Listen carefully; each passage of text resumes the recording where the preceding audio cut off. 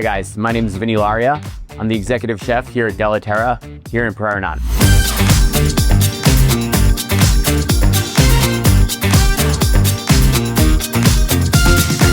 So, Chef, what is your earliest childhood memories of good food? Cooking has been a part of my life since I was a young boy. As an Italian American, cooking is the center of our universe. It's the table is where we spend time, the kitchen is where everyone hangs out. I grew up in New Hampshire, but my grandparents lived down in Massachusetts, just outside of Boston. And every weekend we'd go down and hang out with my grandparents. My grandparents all came over from Sicily. My grandfather was an auto mechanic by trade, but he actually loved cooking from the bottom of his heart. It was his soul. So he had his own garden, he grew his own grapes, crushed his own wine, made his own prosciutto, really everything. And so I always just spent time with him. He was my bud, he was my best friend. So some of my first memories were making frittata with him, rolling pasta, and of course tasting sauce. Every once in a while he'd give me a little taste of wine, you know. It was really a special part of my upbringing. How did you discover your love for culinary arts? Well, as a kid, I was cooking for my friends and family all the time. We don't know if it was the best cooking, but that's how you learn. So I was always cooking for friends and family. And whenever anybody asked me what I wanted to be when I was a kid, I said I want to be a chef. And then kind of when I got a little bit older, I was always hounding my parents. I want to go work in a restaurant. I want to go work in a restaurant. When I was 14, don't tell the authorities, I started working as a dishwasher in a family friend's restaurant. I started with that. First year I was washing dishes. The next year I was working the prep section. The next year I was cooking on the line. And eventually I went to culinary school for it. And then I ended up working at Michelin-starred, one of the best restaurants in New York City, one of the best Italian restaurants in the world, Babbo, for Mario Batali. We started working for him and really kind of solidified my place in the culinary world before I moved out to Asia.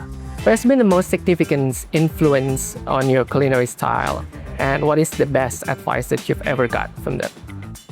The most significant influence for me, I've actually had many, and not all of them have been culinary. I've been super fortunate to have incredible mentors, leaders, role models throughout my life. But you know, when I really started to get into cooking, like really into cooking, had my first head chef position, and that I was reading tons of cookbooks. Two of my favorite cookbooks that I always read were Fergus Henderson's Nose to Tail Cooking and Mario Batali's Babbo. One of the things that Mario always said, and I remember reading a long time ago in that cookbook, was if you're an Italian American cooking in New York, true Italian cooking is cooking using the ingredients that are around you with an Italian style or with an Italian technique. And that really resonated with me as a young chef. So I've carried that with me all the way through, that philosophy with me. To me, that's really the natural, right way to cook. So what brought you to Bali, to Della Terra here in Prairie? Bali was calling me from the first time I visited about 10 years ago. First of all, I fell in love with the energy of the island. And then I started noticing the similarities between the terroir here and the terroir in Sicily, where is one of my favorite places to cook. The wines of Sicily, the produce of Sicily, it's a volcanic island as well.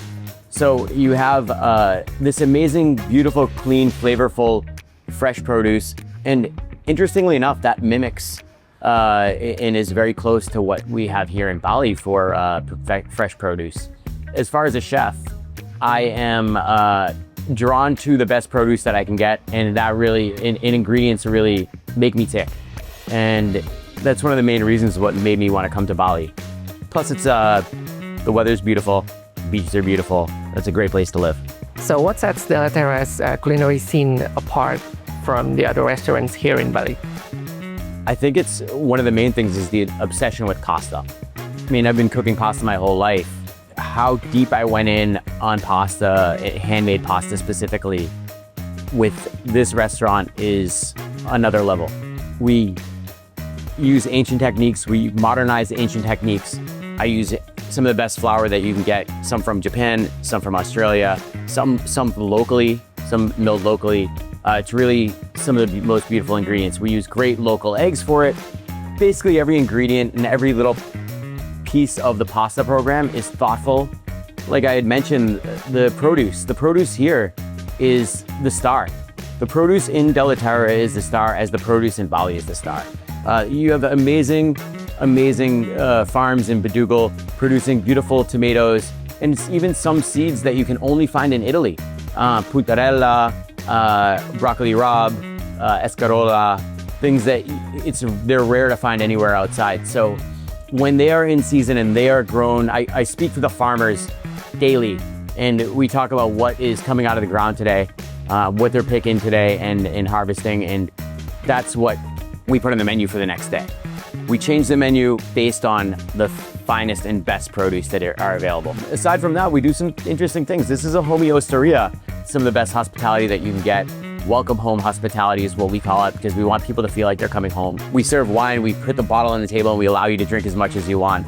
Because, that's the way it would be at my grandfather's table at home. What are your thoughts on the recent culinary trends here in the island? Well, I think I've only been here for 8 months, so I'm still learning and growing. But one of the things that I love is the move towards sustainability.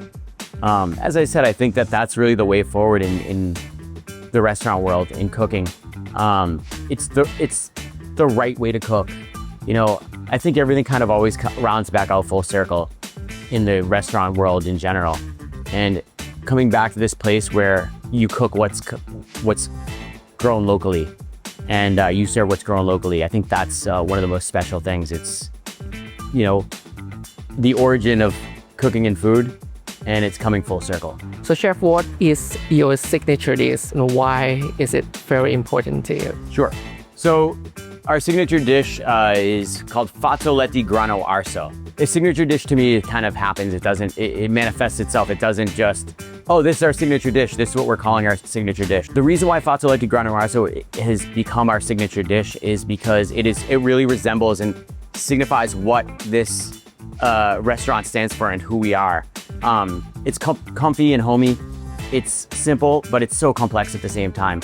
It's rooted in tradition, but it's also modern. It's got a lot, and I'm gonna explain it to you, don't worry. But this is why there's so much thought and so much care, and it's as simple of a dish it is. So what it is there's a traditional method of making pasta called grano arso. Grano arso is when they used to take the wheat, they took the grain, and they toast it in charcoal ovens until it was basically burnt. Grano arso literally means burnt grain. Right? So I was thinking about that concept and mulling that over for a while, and then I said to myself, actually, what about actually making the pasta and grilling it over charcoal and seeing what that tastes like and what that feels like and texturally what that does, flavor what that does. So played with it and really liked it. We then take that, fazzoletti means face towel, it means handkerchief. So we take that and we take our homemade ricotta, which is made from Javanese cow's milk, raw Javanese cow's milk, which has this beautiful, earthy, grassy, just incredible flavor that tastes like Bali to me. A little bit of ricotta, a little bit of really beautiful anchovies, salted anchovies. We fold it into a little handkerchief, and then we drizzle with great extra virgin olive oil, a little bit of chili, a little bit of chive, and some beautiful sea salt. Squeeze a little bit of lemon on top, and it's special. It's unique. There's nothing like it. In your own opinion, Chef, what makes a great chef? That is a difficult question because there are so many things, and something that I've actually thought about a lot throughout my life. Being a chef, you really need to be many things. You need to be a creator, you need to be a craftsman, you need to be the most detail-oriented and organized, you need to have some sort of tech skills, although many of us lack a lot of them. But you need to be a leader. To me, though, I think curiosity and humility are one of the driving force that makes an excellent chef. You got to constantly be asking questions. You got to constantly be pushing the boundaries and wondering and tasting. I would say one of the most amazing things is I've been fortunate to travel a lot through Southeast Asia, Italy, Europe. Every single time I taste something new, I learn and I grow. There's so many great people doing great things out there, and there's so many great chefs. So I realize that I learn from everybody every single day. Each one of my cooks, each one of my floor staff, you name it, I'm learning. I'm doing everything that I can to give them everything that I can, but also learn what I can. You're the captain of the ship.